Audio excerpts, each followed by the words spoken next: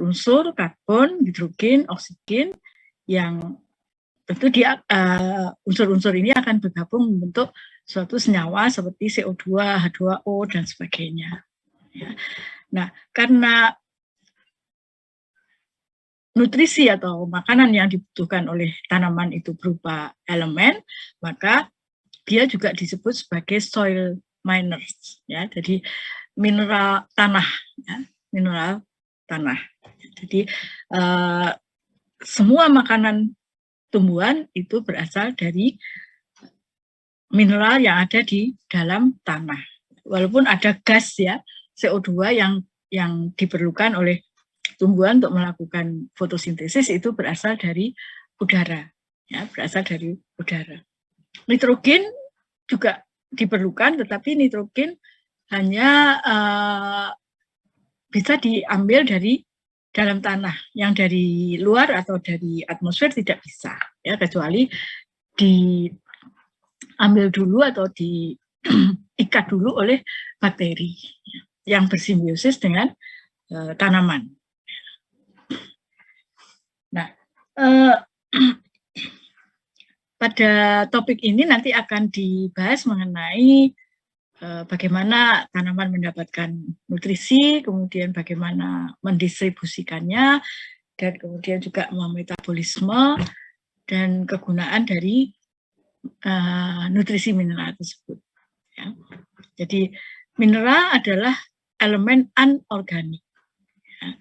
Jadi sebagian besar dalam bentuk ion anorganik yang ada di dalam tanah.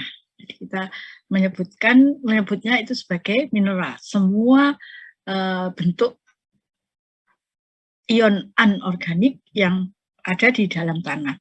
Nah, sedangkan nutrien itu adalah suatu bahan yang diperlukan oleh tanaman untuk hidup, dan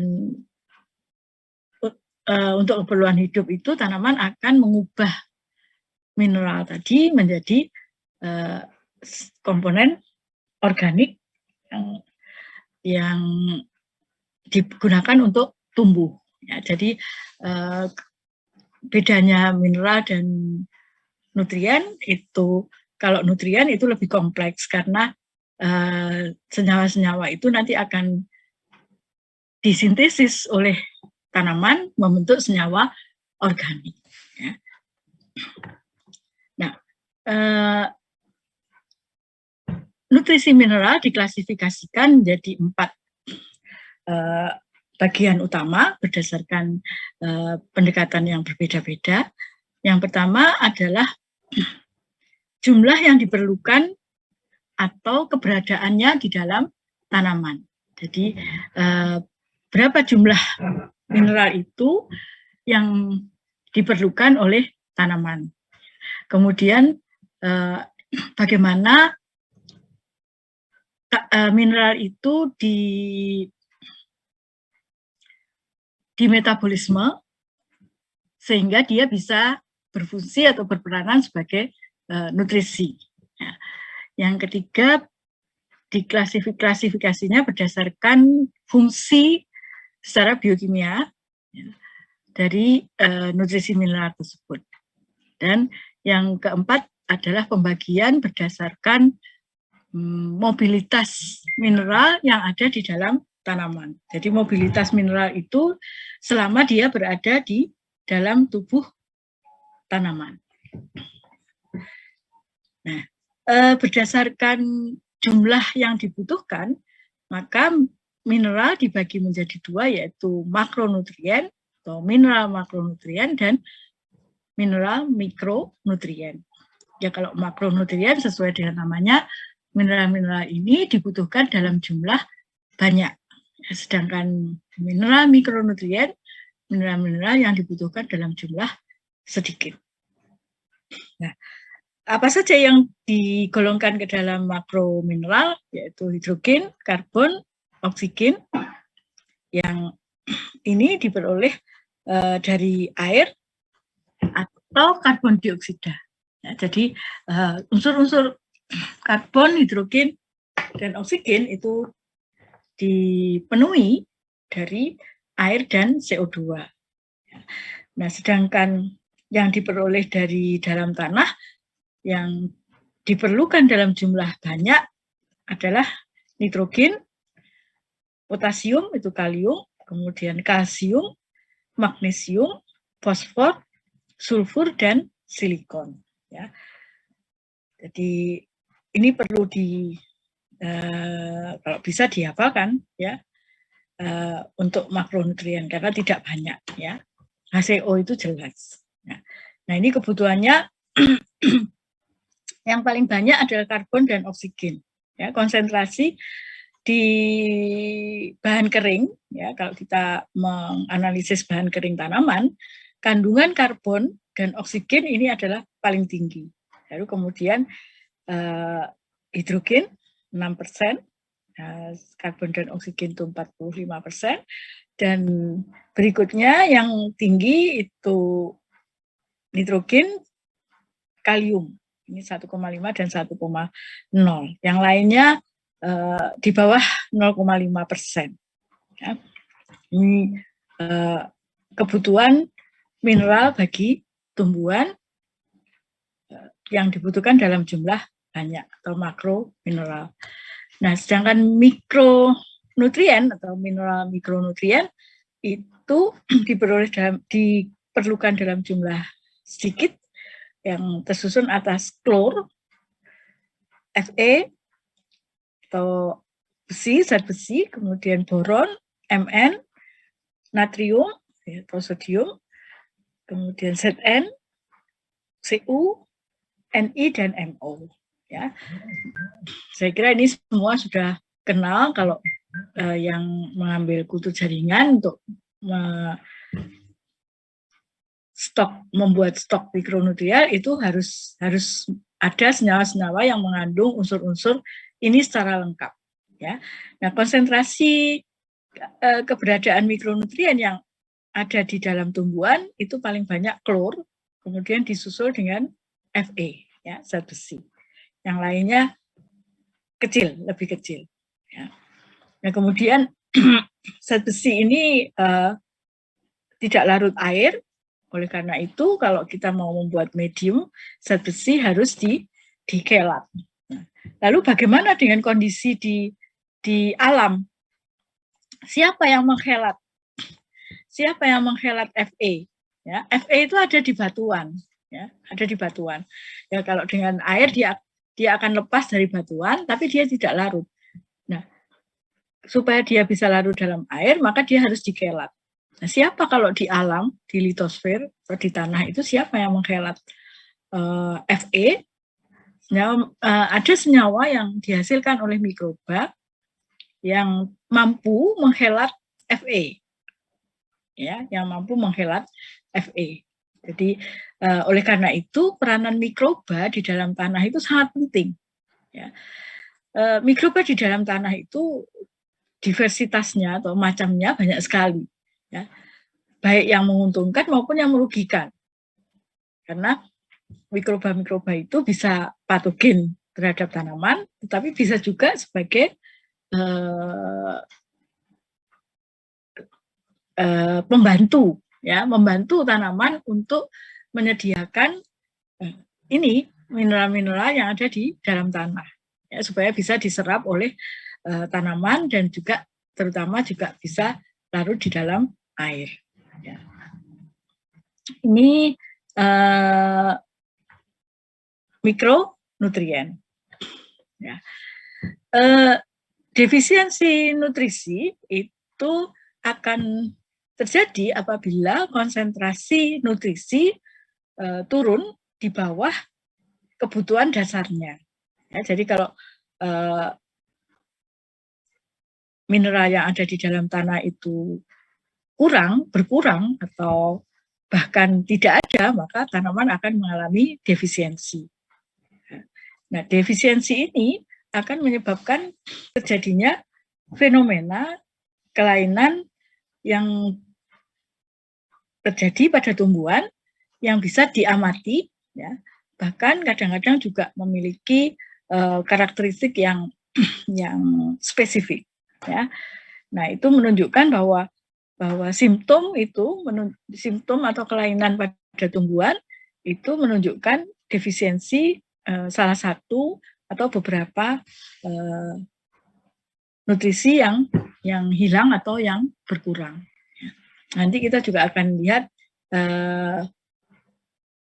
simptom-simptom apa saja yang muncul apabila tanaman kekurangan unsur-unsur terutama makronutrien.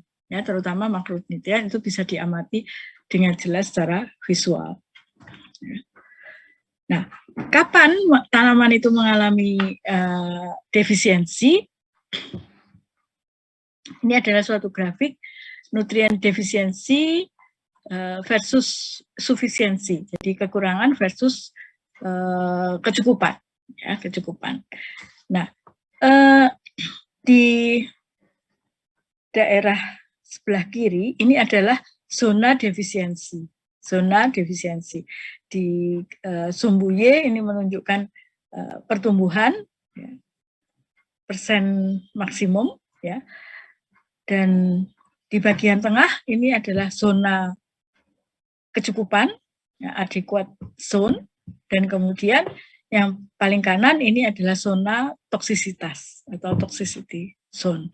Jadi kelebihan unsur hara atau nutrisi itu bukan menjadi lebih bagus, tetapi kalau terlalu berlebih maka juga akan menyebabkan terjadinya keracunan. Ya. Nah, di antara defisiensi zone dan adequate zone atau zona defisiensi dan zona kecukupan itu terdapat konsentrasi kritis. Ya, konsentrasi kritis ini adalah konsentrasi di mana apabila kita menambahkan sedikit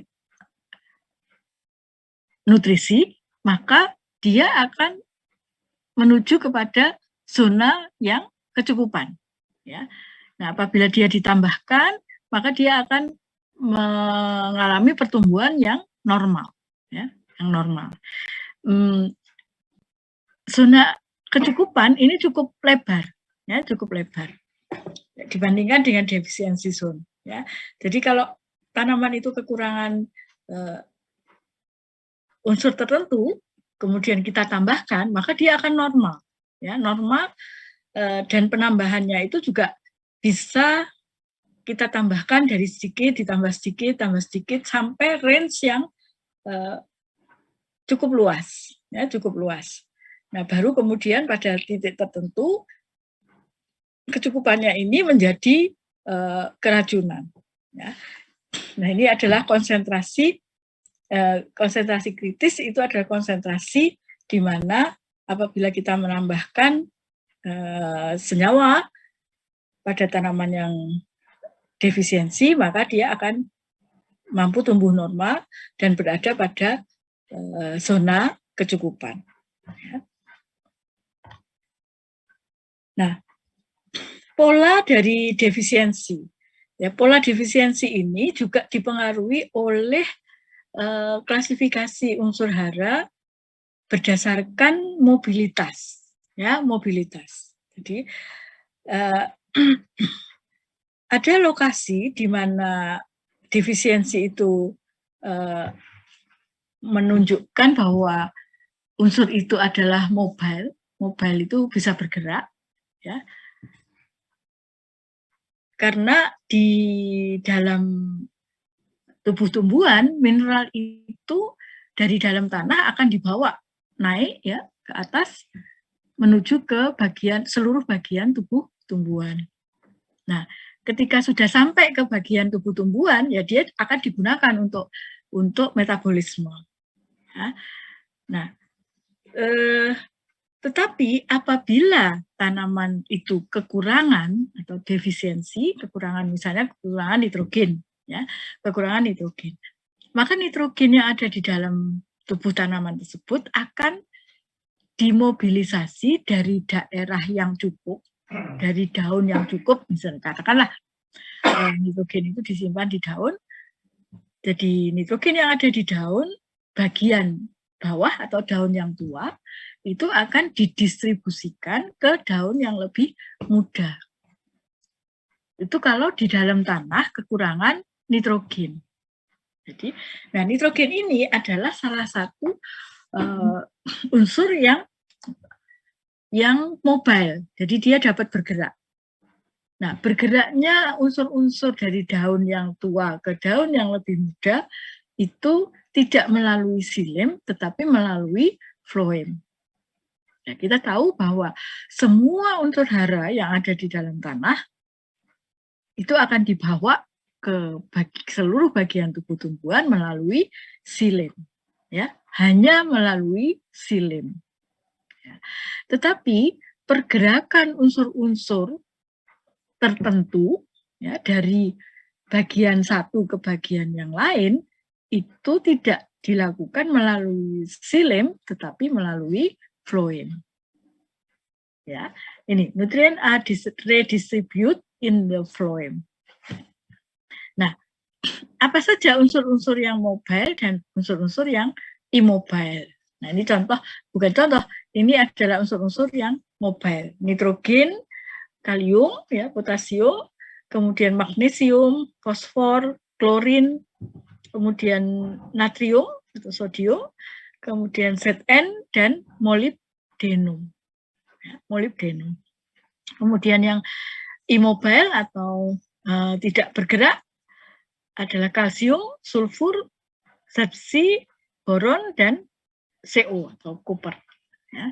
Nah, bagaimana dengan unsur-unsur yang tidak bisa bergerak? Ya, kalau kekurangan unsur hara, dia tidak bisa dibawa dari daun yang lebih tua ke bagian daun yang lebih muda. Ya. Nah, dengan adanya klasifikasi unsur-unsur yang mobile dan immobile, maka kita ini akan memudahkan untuk mengetahui defisiensi unsur tertentu. Ya, misalnya kalau kita kekurangan unsur nitrogen, ya, nitrogen yang di daun yang tua itu akan dibawa ke daun yang lebih muda. Artinya daun yang lebih tua akan menjadi kekurangan nitrogen. Ya, kalau kekurangan nitrogen ya pasti metabolisme akan terganggu.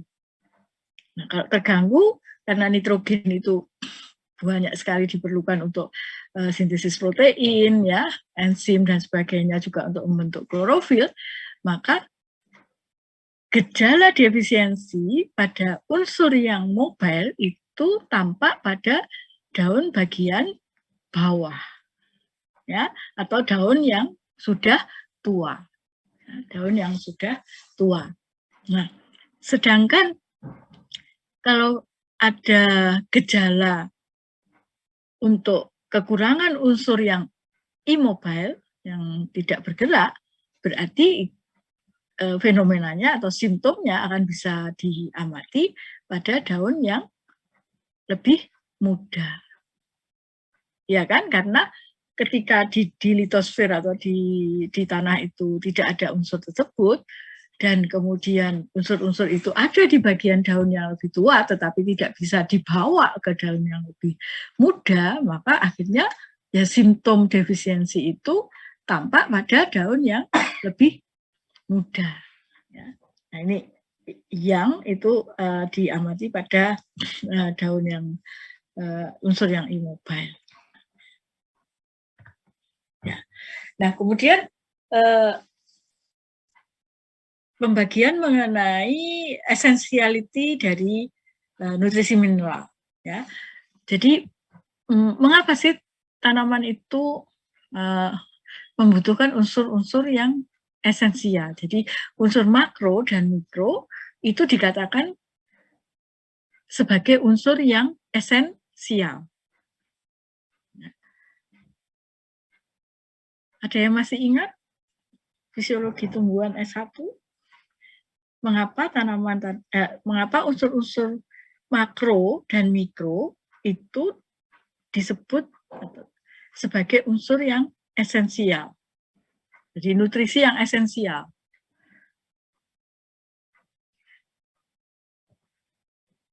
Ada yang masih ingat mengapa? karena dibutuhkan oleh tumbuhan untuk kelanjutan hidupnya, Prof. Ya, maksudnya kelanjutan hidupnya tumbuhan itu sampai umur berapa sih? Tumbuhan itu punya umur nggak? Iya, Prof. Punya lifetime nggak? Ada, Prof. Sampai dia bisa ke fase germinasi. Ya, maksudnya kalau fase germinasi itu berarti dia sudah menyelesaikan apa? Pertumbuhan dan perkembangan. Ya, jadi tumbuhan itu kita tidak pernah itu, misalnya mangga itu umurnya berapa ya? Ada yang 5 tahun, ada yang 10 tahun, ada yang 20 tahun, ada yang 50 tahun, ya kan? Tidak ada antara, misalnya mangga itu tumbuhnya antara 50 sampai 70 tahun atau 50 sampai 100 tahun, seperti manusia kan ya maksimum lah 100 tahun gitu kan. Kalau mangga ya kalau dia diberi makanan terus ya bisa sampai 200 tahun kan. Jadi untuk mengukur umur tumbuhan itu kita tidak menggunakan metode seperti itu. Kita mengukurnya itu life cycle. Jadi mulai dari dia kecambah sampai dia menghasilkan biji dan berkecambah lagi kan. Nah, itu barulah dia satu siklus kehidupannya. Nah, unsur esensial itu dikatakan sebagai unsur esensial apabila unsur-unsur itu kalau tidak ada, ya, kalau dia tidak ada di dalam tanah, maka tumbuhan itu tidak mampu menyelesaikan satu siklus hidupnya. Satu siklus hidupnya itu adalah mulai dari kecambah sampai menghasilkan biji dan bisa berkecambah lagi loh ya. Kalau dia biasa menghasilkan biji tapi bijinya tidak berkecambah, itu berarti dia pasti kekurangan unsur esensial. Ya, jadi mengapa unsur-unsur ini dikatakan esensial? Karena apabila tidak ada unsur ini, maka tumbuhan tidak mampu menyelesaikan satu siklus hidupnya. Ya, satu siklus hidupnya. Jadi dari mulai berkecambah sampai menghasilkan biji dan bijinya juga bisa berkecambah lagi. Seperti padi. Padi itu kan mulai dari berkecambah kemudian ditanam sampai dia menghasilkan biji lagi. Ya. Nah, bijinya bisa berkecambah lagi. Ya. Nah, itu yang satu siklus hidup. Nah, apakah padi itu bisa tumbuh kalau dia diberi makan terus setelah diambil bijinya? Ya masih bisa, cuman dia tidak bisa menghasilkan biji lagi, gitu, karena dia termasuk tanaman semusim kan, jadi satu kali siklus saja. Beda dengan mangga. Kalau mangga kan bisa perennial dia, ya, jadi bisa menghasilkan biji lagi terus gitu, ya. Nah, jadi dia ini nomor satu, ya. Jadi mengapa dia disebut sebagai esensial? Karena apabila dia tidak ada, absent itu maksudnya ketiadaan unsur ini, maka akan menyebabkan dia tidak bisa menyelesaikan siklus hidupnya. Ya, siklus hidupnya itu yang tadi. Kemudian ketiadaan unsur ini akan menimbulkan defisiensi, simptom, ya, menunjukkan gejala defisiensi, ya, kekurangan. Ya. Nah, essentiality ini juga merupakan nutrisi mineral yang mutlak diperlukan, ya, untuk semua aspek, ya, untuk semua aspek pertumbuhan tanaman. Nah, selain unsur esensial yang tadi masuk ke dalam unsur makronutrien dan mikronutrien, ada juga unsur yang disebut dengan unsur yang benefisial. Nah, unsur benefisial itu kalau unsur ini ada, maka akan menguntungkan bagi tumbuhan itu. Biasanya dia akan mempercepat pertumbuhannya, dan juga mempercepat perkembangannya. Nah, ini terbatas pada beberapa spesies saja. Jadi tidak semua spesies itu memiliki unsur-unsur yang nutrisi yang sifatnya beneficial, ya. Jadi hanya dibutuhkan pada beberapa spesies saja. Ya, contohnya adalah natrium, ini Si, silikat, dan selenium. Ya.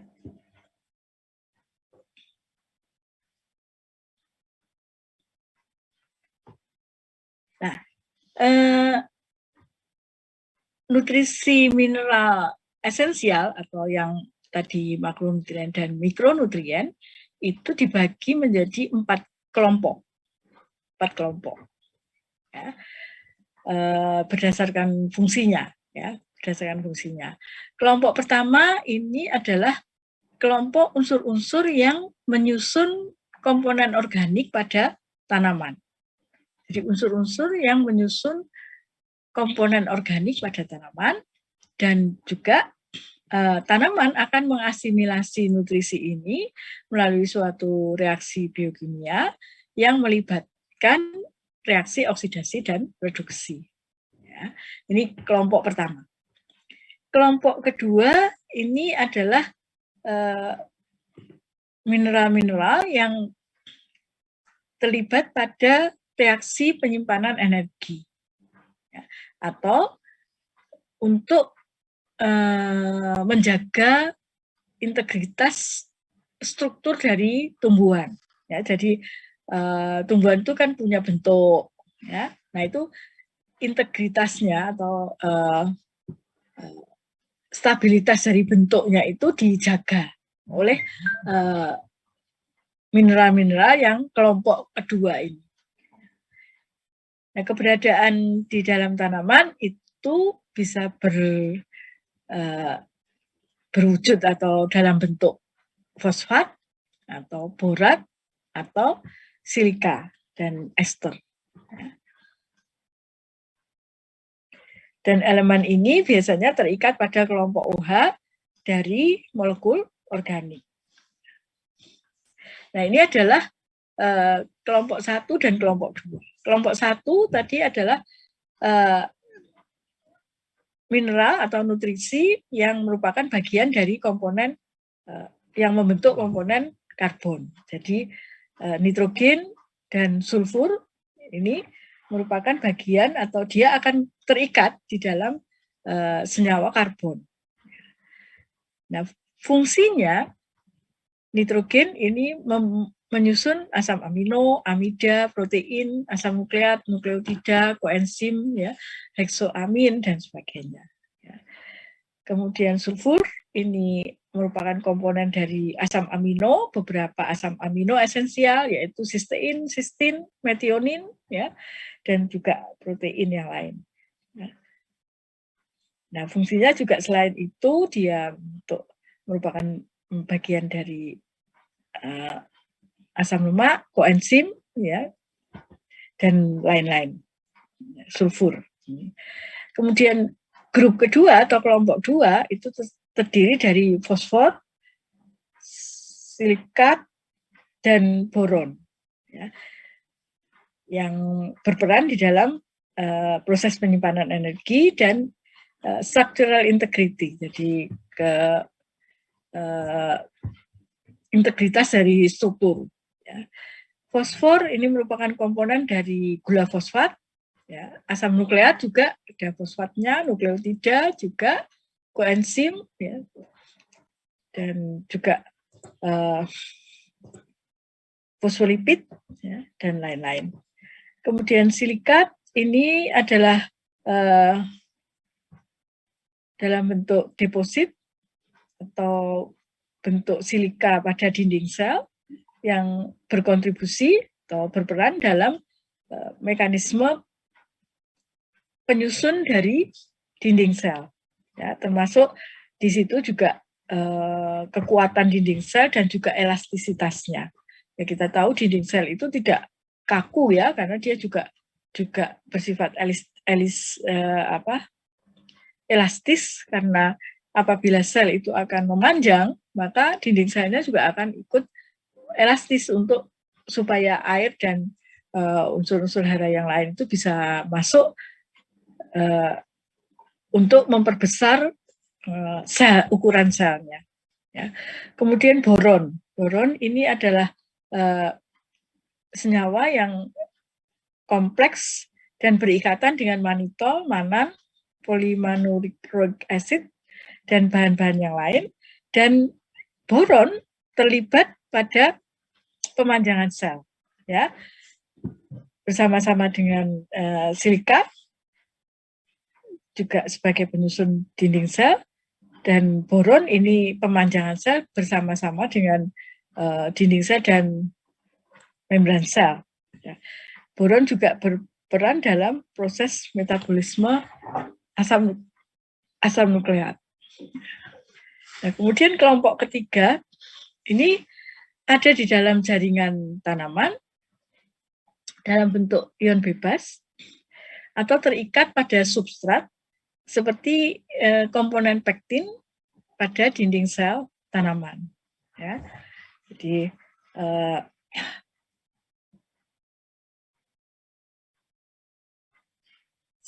grup 3 ini juga berperan penting dalam proses aktivitas enzim, ya, sebagai kofaktor, ya, sebagai kofaktor enzim.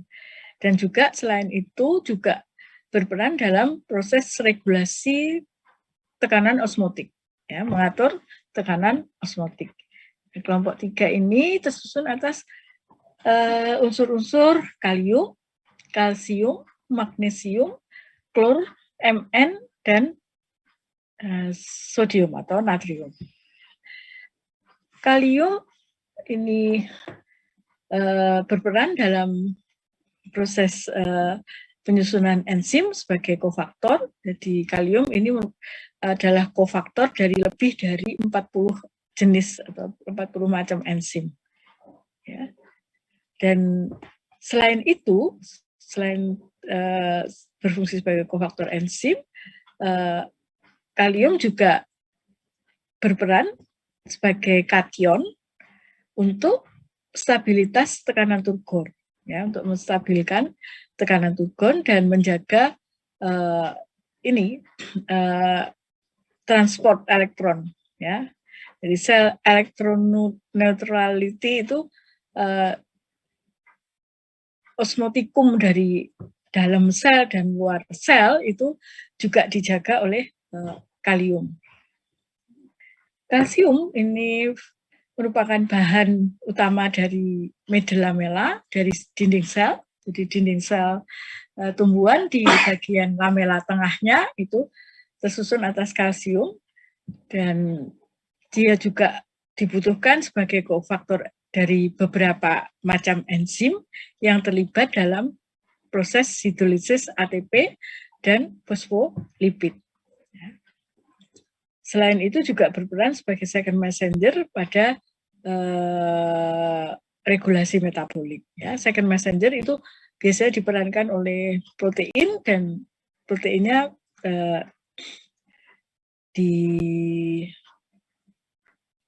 dikatalisis oleh enzim yang memiliki kofaktor dari Ca. Magnesium dibutuhkan oleh berbagai macam enzim yang terlibat di dalam transfer fosfat. Ya. Dan magnesium ini juga merupakan bahan utama dari molekul klorofil. Klor dibutuhkan dalam proses reaksi fotosintesis yang melibatkan oksigen evolution. Ya, maksudnya oksigen evolution itu bukan evolusi oksigen, tetapi pembentukan kembali oksigen pada proses respirasi, ya, pada proses fotosintesis, ya. Jadi ketika fotosintesis itu kan ada reaksi H2O kemudian diubah menjadi H2O2, ya. Nah, inilah yang dimaksud dengan O2 evolution, ya, perubahan H2O menjadi O2. Mn, mangan, Ini dibutuhkan untuk aktivitas beberapa enzim dehidrogenase, dekarboksilase, kinase, oksidase, dan peroksidase. Terlibat di dalam aktivasi enzim dan juga pembentukan oksigen dari reaksi fotosintesis. Kemudian natrium terlibat pada regenerasi dari PEP, fosfoenolpirufat, pada tumbuhan C4. Ya. Nanti akan di mata kuliah biokimia tumbuhan akan dibahas mengenai tumbuhan C4 dan CAM.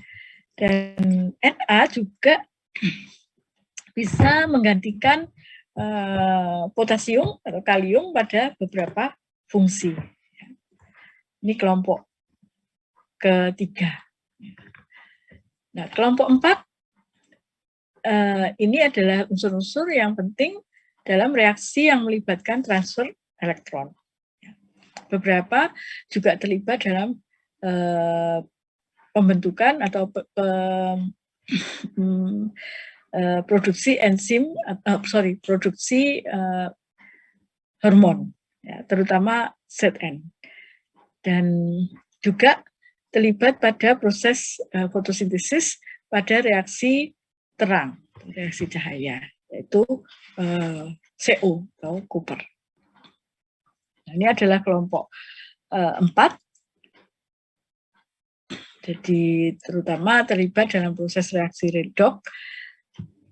Unsur yang pertama adalah Fe. Ya. Fe ini adalah bahan untuk sitokrom dan non-hem protein, bagian non-hem protein yang terlibat pada proses fotosintesis, juga kemudian fiksasi N2, nitrogen, dan respirasi. Zn ini merupakan bahan penyusun enzim alkohol dehidrogenase, kemudian glutamik dehidrogenase, karbonik anhidrase, dan lain-lain. Cu merupakan komponen dari enzim ascorbic acid oksidase, tirosinase, dan lain sebagainya. Ni ini bahan dari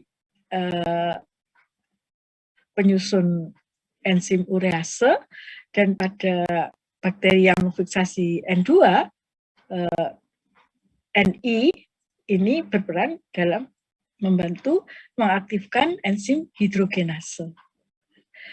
Sedangkan MO atau molybdenum ini merupakan bahan penyusun enzim nitrogenase, nitrat reduktase, dan xanthin dehidrogenase.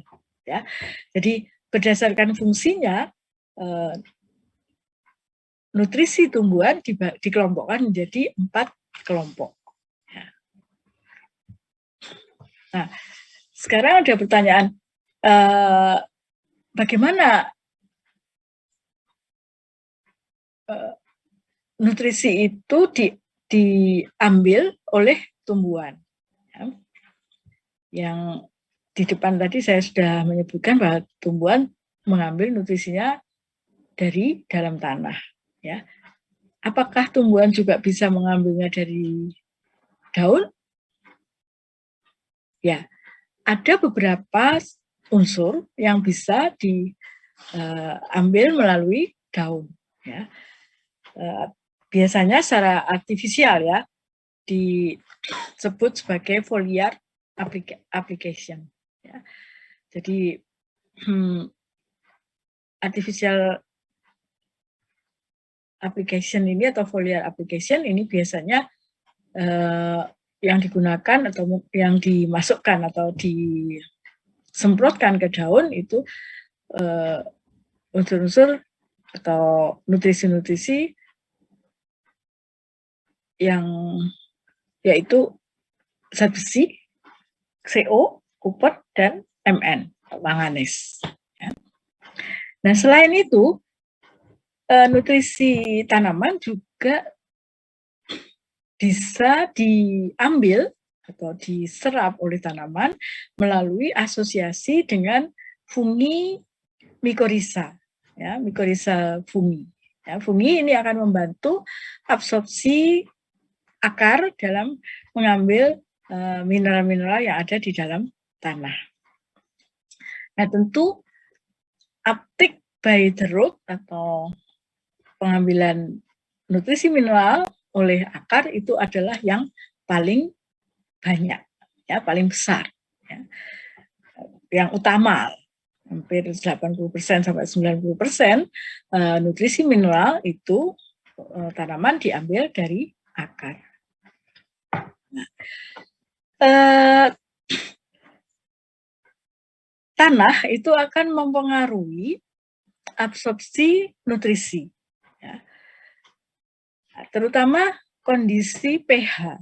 Ya, kondisi pH tanah itu sangat mempengaruhi pertumbuhan tanaman dan juga akan mempengaruhi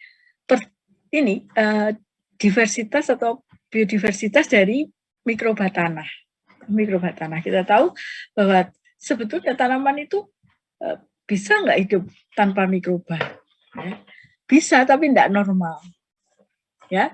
Di dalam tanah itu kalau tidak ada mikrobanya, tanaman nggak bisa, ya bisa tumbuh tapi tidak optimal, ya. Terutama ya tadi kita tahu bahwa kalau kita beri air, kan pasti air itu harus diberi. Kalau tidak ada air juga tanaman nggak bisa tumbuh. Hampir semua kecuali Fe itu larut di dalam air, ya. Jadi kalau diberi air, tanaman bisa tumbuh, tetapi tumbuhnya tidak normal karena Fe-nya itu tidak bisa terpenuhi, ya, karena dia kalau tidak ada mikroba berarti tidak ada yang membawa Fe atau Fe-nya akan terus mengendap, ya, tidak bisa larut air. Nah, akar tanaman itu akan mampu menyerap unsur hara atau mineral atau nutrisi itu pada pH 5,5 sampai 6,5. Ya. Nah, kita lihat diagram yang di sebelah kanan ini. Di sini ada nitrogen, fosfor, potasium, sulfur, kalsium, magnesium, iron, mangan, boron, kuper, zinc, dan molybdenum. Jadi ini ada makro dan ada perwakilan mikronya. Ya, ini enggak semua mikro semua, tapi makronya semua ada. Ya, nah bagian yang berwarna hijau ini backgroundnya kan kuning. Backgroundnya kuning. Bagian yang berwarna hijau itu menunjukkan bahwa nitrogen itu bisa diserap oleh akar pada pH ini antara 5, kalau kita tarik ke bawah yang bagian lebarnya warna hijau ini itu bisa diserap nitrogen itu antara 5 sampai hampir basah, ya, bisa sampai 8. Ya, nitrogen itu range supaya bisa diserap oleh akar itu pH-nya bisa range 5 sampai 8. Selanjutnya untuk fosfor itu kita lihat di sini mungkin bisa agak asam seperti 4,5, ya, sampai hanya sekitar 6, ya. 6 atau 6,5, ya, 6,5 masih bisa. 6,5 fosfor ini. Ya. Potasium ini juga range-nya agak lebar dari 5 sampai mungkin sekitar 7,5, gitu ya. Kemudian sulfur ini juga dari 5 bahkan bisa sampai basah dalam kondisi tanah yang pH-nya 9 atau lebih bahkan. Nah, kalsium ini hampir sama dengan sulfur. Magnesium ini hampir sama penyerapannya pada pH potasium, ya. Ini. Kemudian zat besi ini juga pH-nya antara 5 sampai 7,5, ya, dan seterusnya, ya, dan seterusnya. Kalau kita melihat di sini berarti pada pH berapakah semua unsur ini bisa diserap oleh akar tanaman, ya. Nah, kalau kita tarik garis dari atas itu kita ketemu antara 5, jadi di pH 5 itu semua bisa diserap oleh akar dengan baik, dan yang batas atasnya itu ya sekitar 6,5, ya, 6,5, ya. Nah, dari situ kita bisa menyimpulkan bahwa akar tanaman itu akan mampu menyerap unsur hara, semua unsur hara itu pada pH tanah 5,5 sampai 6,5. Lalu kalau di kultur jaringan, mengapa di pH-nya harus diset di 5,8? Nah, sebetulnya prinsipnya sama dengan yang di dalam tanah, kondisi di dalam tanah, karena ini kan akar, ya. Kalau kita pakai eksplannya bukan akar, ya pada pH 5,8 itu semua senyawa, ya, atau ion-ion yang ada di dalam media itu akan bisa larut di dalam air pada pH 5,8. Ya. Nah, pada kondisi yang asam, maka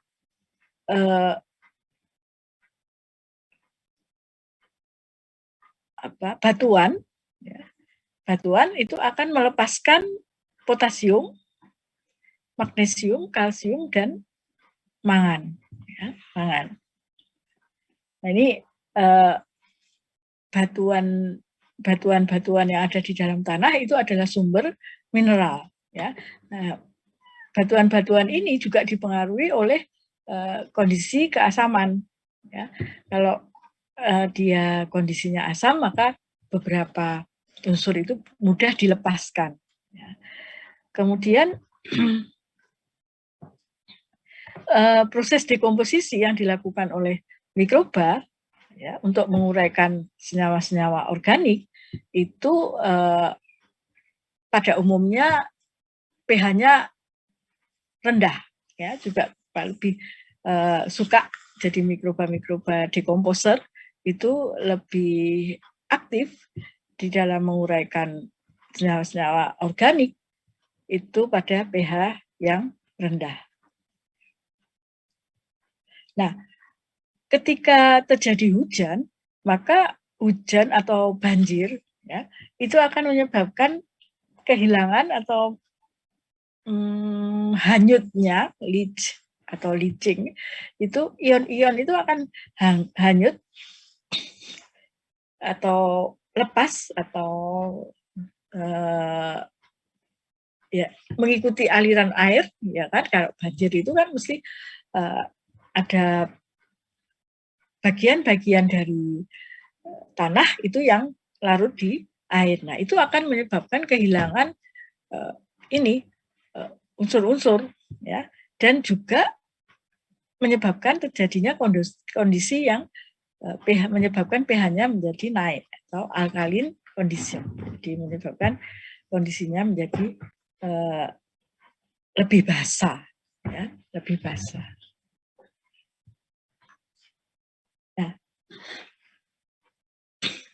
Nah, selanjutnya bagaimana mineral-mineral yang ada di dalam batuan itu dilepaskan, ya.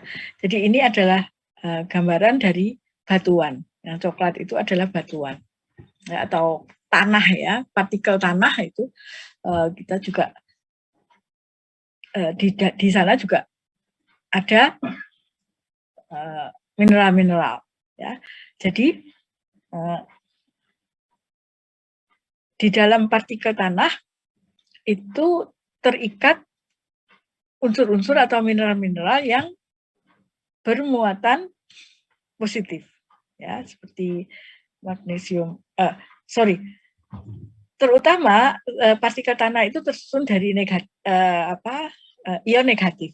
Itu partikel tanahnya, ya. Partikel tanah itu bermuatan negatif, dan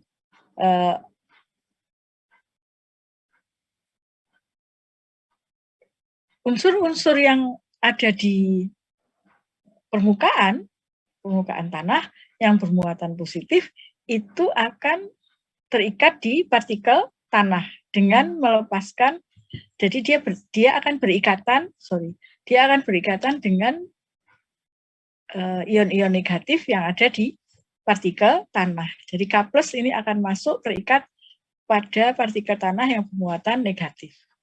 Kemudian Ca juga akan terikat dengan Ca2+ itu akan terikat pada partikel tanah yang bermuatan negatif. Ya. Nah, selanjutnya kation-kation itu akan terikat di dalam partikel tanah yang stabil.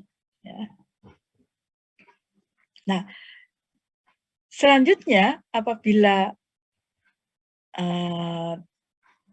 ingin melepaskan atau partikel-partikel tanah yang mengandung mineral itu harus dilepaskan untuk memenuhi kebutuhan tanaman, maka ini akan bergantian. Jadi pemberian air tentunya akan menyebabkan senyawa-senyawa itu akan terurai menjadi ion-ion. Nah, ion-ion ini akan kemudian dilepaskan dari partikel tanah yang selanjutnya akan bisa diserap oleh tanaman. Ya. Jadi pada prinsipnya ion-ion itu, ion-ion yang diperlukan oleh tumbuhan dalam bentuk mineral itu terikat di dalam partikel tanah. Nah, selanjutnya bagaimana tanaman menyerap mineral atau nutrisi yang ada di dalam tanah. Ini adalah struktur akar atau ujung akar. Ujung akar tersusun atas 3 bagian utama, yaitu maturation zone atau zona maturasi, zona yang sudah mengalami diferensiasi.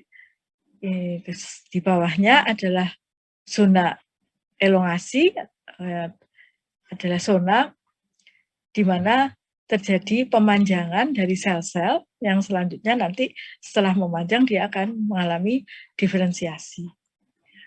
Dan pada bagian ujung ini disebut sebagai zona meristematik. Zona meristematik. Zona meristematik ini selnya hanya akan membelah saja. Ya, jadi di mana daerah-daerah di meristematik ini sel-sel hanya akan mengalami pembelahan. Ya. Di bagian tengahnya terdapat quiescent center, ya, pusat pertumbuhan. Ya. Kemudian di ujungnya ada root cap atau tudung akar, dan yang berada di luar akar itu ada lapisan yang disebut dengan musical seed. Ya. Nah, bagian-bagian akar saya kira semua sudah tahu. Epidermis, kemudian di bawahnya ada korteks, selanjutnya floem, ya. Kemudian xilem, dan di antara xilem dan floem ada kambium, ya. Tapi tentu ini kambium itu hanya ada pada dikotil, ya. Dan ada bagian istimewa dari akar yaitu endodermis with Casparian strip, ya. Jadi di bagian endodermis dari akar itu terdapat pita Caspari. Ya. Caspari ini nama orang yang menemukan struktur endodermis yang di sini akan menghambat laju aliran baik itu apoplas maupun yang simplas. Ya. Nah, di bagian meristematic zone ini saya tadi sudah jelaskan, ini penjelasannya saja. Ya, elongation zone ini juga sel mengalami pemanjangan secara cepat, kemudian mengalami pembelahan untuk membentuk endodermis. Ya. Beberapa endodermis akan mengalami penebalan untuk membentuk Casparian strip atau pita Caspari. Pada bagian maturasi ini fully formed root with xilem and phloem, root hairs first appear here. Jadi rambut akar itu akan muncul pada bagian zona maturasi, ya, zona maturasi. Ya, di bagian zona elongasi dan zona meristematis ini tidak dijumpai adanya akar, tidak dijumpai rambut akar. Nah, kemudian di manakah, di bagian manakah mineral-mineral itu akan diserap oleh akar? Kalsium diserap di bagian apikal. Ya. Apikal itu meliputi zona meristematik dan zona elongasi. Demikian juga untuk zat besi juga di daerah apikal, dan entire root itu juga sebetulnya sama dengan bagian apikal. Potasium, nitrat, amonium, dan fosfat semua lokasi pada permukaan akar, jadi bisa diserap oleh semua permukaan akar. Sedangkan pada jagung, Mas Bel, pada jagung, potasium, nitrat, amonium, dan fosfat itu diserap pada zona elongasi. Ya. Pada jagung dan padi, ujung akar ini mengabsorpsi amonium lebih cepat daripada di zona elongasi. Nah, ini hasil-hasil penelitian yang dilakukan untuk mengetahui bagaimana sih proses penyerapan dari mineral-mineral yang ada di dalam tanah. Ya, pada beberapa spesies, akar rambut ini merupakan bagian yang paling aktif menyerap fosfat. Ya, fosfat. Jadi fosfat itu diserap paling aktif oleh akar rambut. Ya, atau rambut akar atau akar rambut, ya sama. Nah, mengapa bagian ujung akar ini merupakan bagian yang utama pada proses penyerapan nutrisi? Mengapa pada bagian ujung akar itu adalah bagian yang paling utama dalam menyerap nutrisi? Ya, pertama alasannya karena jaringan yang ada di bagian ujung akar itu adalah bagian yang paling banyak membutuhkan nutrisi. Ya, paling banyak membutuhkan nutrisi. Mengapa? Karena ya dia untuk proses membelah diri sel-sel yang membelah itu membutuhkan energi yang banyak, kemudian untuk menyusun senyawa-senyawa baru, sintesis, metabolisme, dan sebagainya itu paling banyak. Karena di bagian ujung itu adalah bagian yang paling aktif. Nah, pada daerah zona elongasi itu juga membutuhkan kalium, nitrat, dan klorin untuk meningkatkan tekanan osmotik di dalam dinding sel. Ya. Kemudian amonium ini juga merupakan sumber nitrogen yang paling banyak digunakan untuk proses pembelahan sel di bagian meristem. Nah, apek itu ujung akar akan tumbuh mencari tanah-tanah yang fresh soil, dan juga di tanah yang fresh itu akan dijumpai banyak nutrisi yang juga fresh kan. Jadi akar itu akan tumbuh bukan dari pangkalnya, tapi yang tumbuh itu adalah ujungnya. Karena di bagian ujungnya itulah yang berperan untuk mencari sumber-sumber makanan. Ya. Nah, selain itu juga nutrisi itu dibawa dalam jumlah besar oleh air, ya. Dan air itu akan masuk melalui ujung, ya, bagian ujung akar, ya, bagian ujung akar. Dan selain itu, mengapa juga di ujung akar? Karena di ujung akar itu akan menjaga gradien konsentrasi untuk transport nutrisi mineral, ya, dan juga absorpsi. Ya. Jadi absorpsi itu juga membutuhkan gradien konsentrasi. Jadi kalau yang di dalam sudah tinggi konsentrasinya, ya dia tidak masuk. Yang dari luar juga nggak bisa masuk.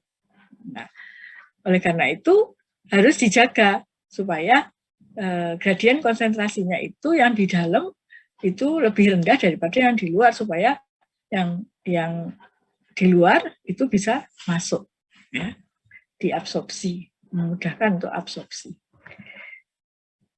Nah, di akar itu juga terjadi suatu keadaan depletion atau zona depletion zone. Ya, pembentukan nutrien pada zona deplesi, ya, ini adalah daerah di mana akar tanaman itu dekat dengan tanah, ya, dekat dengan tanah. Ya. Jadi daerah di deplesia ini akan menyebabkan pertumbuhan tanamannya akan menjadi cepat karena nutrisi atau konsentrasi nutrien yang ada di daerah ini itu akan bisa digunakan oleh tanaman untuk memenuhi kebutuhannya. Jadi di sini itu daerah deplesi, ini daerah yang di mana dia nutrisinya itu bisa diambil oleh akar. Ya. Nah, semakin jauh akar itu distant from the root surface, jadi semakin menjauhi akar, maka terjadi kekurangan nutrisi, karena ya kalau jauh nutrisinya itu ada di tempat yang jauh, akarnya kan tidak bisa mengambil, ya, dia harus tumbuh dulu kan, ya. Nah, untuk mengatasi hal ini, maka akar berasosiasi atau dengan fungi mycorrhiza untuk membantu masalah ini. Jadi di sana itu ada banyak makanan, tapi akarnya nggak bisa menjangkau. Nah, oleh karena itu akar bersimbiosis dengan mycorrhiza, fungi mycorrhiza. Nah, fungi mycorrhiza itu tumbuhnya lebih cepat dibanding pertumbuhan akar, karena miseliumnya itu merupakan sel tunggal yang kemudian multiseluler, tapi dia cepat sekali tumbuhnya. Nah, itulah yang digunakan oleh akar untuk membantu mengambil nutrisi. Jadi mycorrhiza ini membantu tanaman untuk mengatasi kekurangan nutrisi pada tempat yang jauh. Nah, ini adalah akar yang berasosiasi dengan mycorrhiza. Ya. Mycorrhiza 83% dikotil itu berasosiasi dengan mycorrhiza, sedangkan 79% itu monokotil dan semua gimnos. Semua gimnos berasosiasi dengan mycorrhiza. Ada dua macam bentuk simbiosis mycorrhiza, yaitu ektotropik mycorrhiza dan vesikular ascular mycorrhiza. Ya. Nah, kita lihat satu persatu. Ektotropik mycorrhiza ini bentuknya tebal, menyeliputi ujung akar, ya. Dan sebagian juga melakukan penetrasi sampai ke daerah korteks. Nah, ini yang coklat-coklat tua ini masuk ke daerah korteks melalui ruang antar sel. Jadi dia tidak masuk ke dalam sel, tapi miseliumnya itu masuk di ruang antar sel. Sel-sel korteks akar, sel ini tidak dipenetrasi, artinya miseliumnya tidak masuk ke dalam selnya. Dia hanya mengelilingi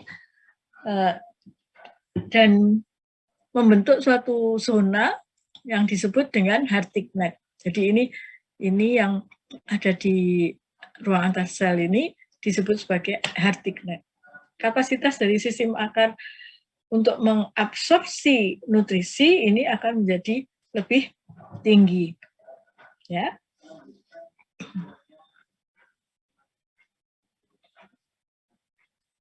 Nah, sedangkan mikorisa yang lain, vesikular arbuskular mikorisa, ini hifanya masuk ke dalam sel-sel korteks, ya, membentuk sesuatu yang disebut dengan vesikula, ya.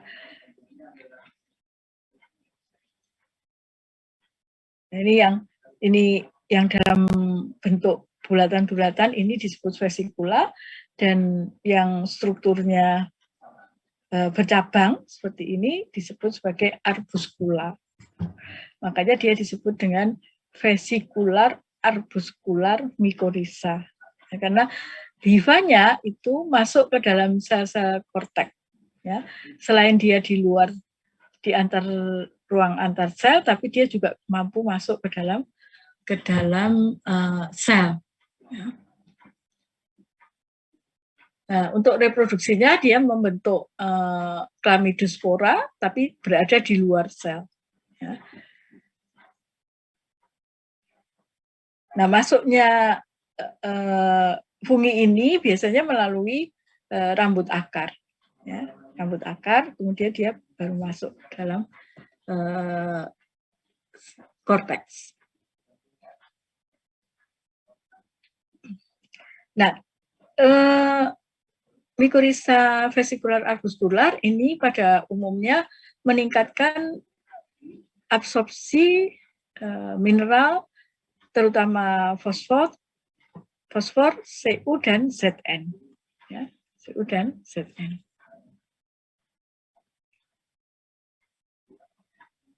Nah, selanjutnya saya akan jelaskan di minggu depan mengenai transport mineral di dalam tanaman. Ya, sampai hari ini saya cukup sampai di sini dulu. Minggu depan saya lanjutkan ke transport mineral. Ya. Ada pertanyaan?